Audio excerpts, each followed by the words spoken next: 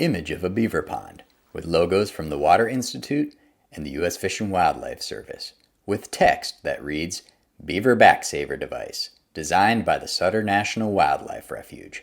Saves time and money by preventing beaver from blocking water control structures. 3 beavers feeding at the water's edge. Beaver have been on the landscape for over 5 million years. They're not going anywhere. However, they were nearly hunted to extinction. Historic image of a man surrounded by animal pelts. And now they are coming back. A woman stands next to a pond. A name tag appears which reads Kate Lundquist, Occidental Arts and Ecology Center Water Institute Director. And there's a lot of excitement around beaver because they provide all of these ecological benefits. They help mitigate floods, they help attenuate the effects of wildfire, they help recharge the groundwater. Water flowing through a beaver dam. And clean that water. Water flowing through another beaver dam. And increase the quantity on the landscape, providing all of this habitat. Coho salmon swimming underwater. For a bunch of other wildlife species. A river otter feeding on top of a beaver dam. And so, with that excitement, we want to keep them on the landscape as long as we can. A beaver swimming along the water's surface. However, there are instances where beaver are creating issues, especially when it comes to water conveyance. A man standing next to a beaver pond and a water control structure. A name tag appears which reads Dolman, Occidental Arts and Ecology Center Water Institute Director. The Occidental Arts and Ecology Centers are Bring Back the Beaver campaign. We've really been working with landowners, land managers throughout the state. So we've been working with coastal salmonid people. We've been working in mountain meadows in the Sierras and Southern Cascades, with ranchers and riparian rangelands. And today we're out here in the Southern Sacramento Valley. Aerial view of freshwater marsh habitat and farm fields in the distance. Which is really a lot of flat ground and a lot of irrigated ag and flood irrigation, and especially the rice folks. Geese, ducks, and egrets in their wetland habitat. The National Wildlife Refuges, duck clubs such as where we are today at Roosevelt Ranch. Healthy wetland habitat. Have a complicated set of canals and a water-filled canal. Ditches and ponds and waterways. Geese and an egret at the water's edge. Or paddies that they're trying to manage flow on. And so they tend to do that with various pumps and also with concrete structures. Kate standing next to a water control structure. They're called weirs, different kinds of people walking by another weir. Weirs, but they're basically a vertical structure. Kate and Brock standing next to a water control structure. That allows the water to flow into that structure, and then in some cases it goes through a pipe. Water flowing out of a culvert into a marsh. Under a road, into a paddy. So for instance, right next to us here is one of these weirs. Brock walking up to a weir. It actually has a wheel on the top. Brock turning the wheel to open the weir's gate. That runs a gate, a screw gate, so they can open and close that. Another man closing a different weir's gate. To regulate the flow, and that inlet into the weir. View of the water moving through the interior of the weir. Down at the water level is when the water enters. It makes a lot of noise, a lot of splashing sound. The beaver feel the pull of water, and the beaver that live in this lake here, their priority in this life is to keep as much water in their lake as possible. A beaver swimming across the surface of the water. So whenever there's a leak in the system that they perceive as a leak, a beaver searching for leaks in its dam. They're going to bring the various sticks, cattails. A beaver chewing off a willow branch. Tules, mud, and they're going to try to block that up and basically reduce that leakage. A beaver walking across its dam and entering the water. So all of this material that's floating here had been pressed up. Brock sitting just above the water on the Beaver Back-Saver Device, with various sticks and willows floating nearby. Placed by the beaver at the inlet to this concrete weir and would basically plug it up. 3 people removing beaver debris from a weir. And disallow it from draining. So this device here is really just cool. It's kind of like an underwater snorkel in some ways, where we're basically just adding a little snorkel. Chains are seen lowering the Beaver Back-Saver device into slots on the weir. To the front of the weir by sliding that metal housing down into the double track and then attaching this 24-inch pipe to it. And then you'll notice there's holes drilled in the pipe throughout to perforate the pipe. 2 people adding a metal grate to the front of the culvert. And then also on the end of it, they welded up a rebar cage so the beavers can't get into the pipe. And what you have then is when they fill the lake back up, where I'm sitting now, Water flowing through the cage at the end of the culvert. will be underwater, likely, a couple feet underwater. And it'll just allow that water to convey through whenever they open up the gate valve. Tranquil scene of a beaver pond with the Beaver Back-Saver device in the distance. And pass through to wherever they want it to go to fill the habitat unit next door. Beavers swimming across the surface of the water. Without the beavers being able to hear the flow or sense the flow and then be able to plug it up. And so it's a porous snorkel that just deceives the beavers from not being able to basically plug up the front of the weir. Pretty low tech. And what's really cool about this one 2 men working in the water next to the weir. is that this weir has been here for over 10 years already. It's an existing design, a double track weir. So it's kind of like a custom little kit. 2 men next to an excavator inspecting the Beaver Back-Saver device. That you can just get, and then in this case, retrofit. A man next to an excavator that's lifting the Beaver Back-Saver device with chains. Your existing conveyance structures, your existing weirs. Another view of the excavator lowering the device onto an existing weir. And not a very long period of time, took a couple hours. And the return on investment for this one initial installation, so that you don't have to do the work of cleaning out these weirs, removing the material, endangering your lower back in the process, and having a relationship that maybe was before adversarial with the beaver. A beaver feeding on willow sprigs. Now you aren't so mad at the beaver, you can just let the beaver be and you can do the work you want to do. A man working on installing the device. A name tag appears which reads James Rathjen, Roosevelt Ranch Manager. My name is James Rathjen. I've been managing Roosevelt Ranch for over 6 years. Roosevelt Ranch is a very large preserve. We're over 3,000 acres with some ag ground as well. Aerial view of healthy freshwater wetland habitat.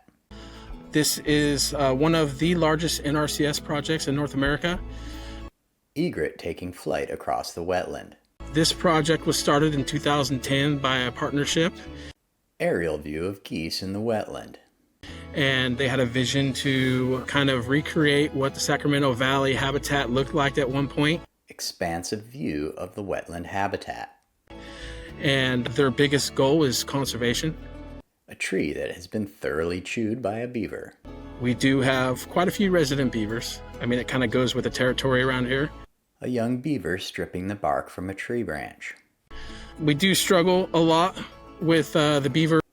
A large amount of beaver debris next to a weir. Production around our water control structures, of course at night. James is in the water using a shovel to clear away debris from the entrance of the weir. They're working all night long, and then we're working all morning long to clean up after them. James, Kate, and another man overlooking the habitat. We have partnered with you guys, and we have... James and a co-worker in the water installing the Beaver Back-Saver device. A tag appears which reads Wet Site Installation. Decided to kind of pilot and prototype a beaver structure like this. James inspecting the installed device. During our irrigation season, it'll probably save us an hour of labor a day, probably just to structure alone. And if you count that up, we work a 6-day week, so there's 6 hours that we will be saving in a week, and that's pretty much half a day. So if we were able to save a half a day of labor just by spending 2 hours to install this on one morning, I think that'll help us Aerial view of the wetland habitat at Roosevelt Ranch. continue to build better habitat and keep on going with our mission here at Roosevelt. My name is Jacob Byers. I'm the Assistant Refuge Manager for... A man standing in front of trees and tules.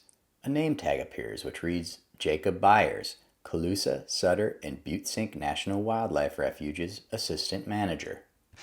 Colusa, Sutter, and Butte Sink Refuges. So we are here right now on Sutter National Wildlife Refuge. We mainly manage this refuge for migratory waterfowl and water birds. Various waterfowl swimming through a wetland. So it's mostly managed wetlands here. The refuge is about 2,500 acres, of which about 2,000 of it is managed wetlands.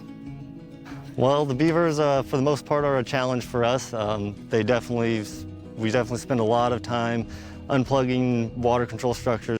James standing atop a clogged weir. The beavers like to plug them up a lot, and it definitely uses a lot of our man hours, and definitely over the history of the refuge, we've had lots of employees go out on workman's comp claims due to shoulder injuries, back injuries, and such because of the stress of pulling out those beaver plugs.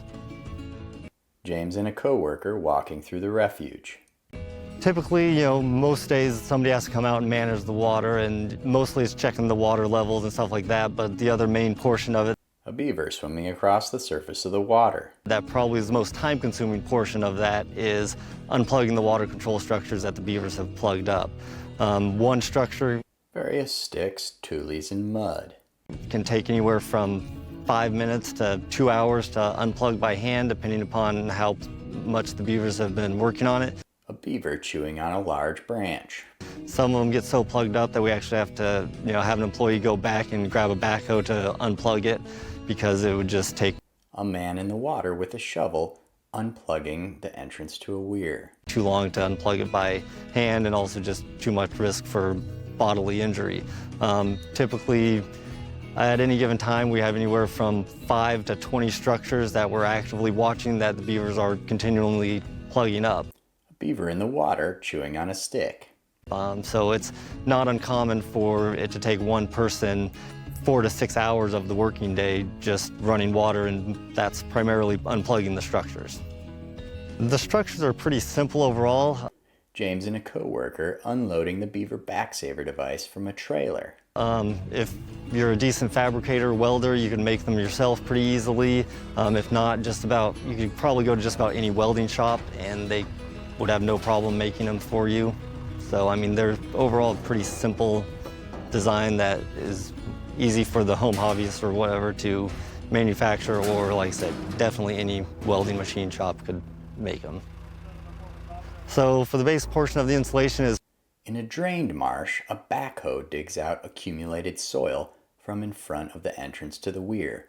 A tag appears which reads, Dry Site Installation. first we got to the structure, cleaned out the structure, and then dug out kind of the hole or the basin, and our concrete block's approximately 2 feet tall. James stands in the excavated hole with a measuring stick. So we wanted to dig that down 2 feet. A backhoe moves a large concrete block into the excavated hole. So the concrete block's at about the same elevation as the bottom of the water control structure.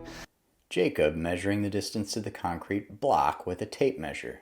Then you set your concrete block in place. Once the concrete block's set in place, then you can slide the insert A backhoe lowers the metal box of the device into the existing weir. in the structure, and then we slid the pipe onto the structure, and then we had the pin set up that we pinned the pipe onto the insert structure, and then we chained the pipe onto the concrete blocks so the pipe couldn't float away or move. And then the last thing we did was we put the guard on the pipes to keep beavers from coming into the pipe. I would say it's most ideal to install it when the wetland or whatever you're installing in it is dry, so that way, as you see, we were able to use a laser to make sure we got the elevation right. It's just easier working conditions when there's no water there. Kate, Brock, and Jacob inspect the installed Beaver Back-Saver device. And then the install for the structures is 1 to 2 hours. They definitely are a huge time saver in employee hours and allows them to be a lot more productive and get a lot more stuff done. Brock Dolman standing next to a pond. So at this moment in time, especially in California, with our brand new beaver restoration program that the California Department of Fish and Wildlife is managing, we at the Occidental Arts and Ecology Center's Bring Back the Beaver campaign are here to help. And one of the tools that we're really excited to bring to bear is this Beaver Back-Saver. We think it's a critical piece of the solution for how to learn to live with the beaver and also support those working landscapes, the rice growers, the duck clubs, the wetland managers, in a way to coexist with the beaver. A young beaver with a branch in its mouth swimming across the surface of the water towards its mother, while also saving time, saving money, saving energy, and ultimately having a different relationship with beaver that honors the benefits of the beaver while also supporting their working landscapes. Text appears which reads, "Update from James Rathjen on the Beaver Back-Saver device 4 months after installation at Roosevelt Ranch. It has been 99% effective and is a total lifesaver. We are planning on installing 3 to 4 more this year." Text appears which reads, "Sponsors, Defenders of Wildlife, Resources Legacy Fund, Invoking the Paws, Laird Norton Family Foundation, and Golden Beaver Distillery." Text appears which reads, "Partners, Sutter National Wildlife Refuge, Roosevelt Ranch, Briggs Manufacturing, and Rusty Cone." The logo appears for Coldwater Collective. Text appears which reads, "This video is brought to you by the Occidental Arts and Ecology Center Water Institute. For more information about this device and the Bring Back the Beaver campaign, go to www.oac.org/beaver with 2 logos, California Republic and the Water Institute."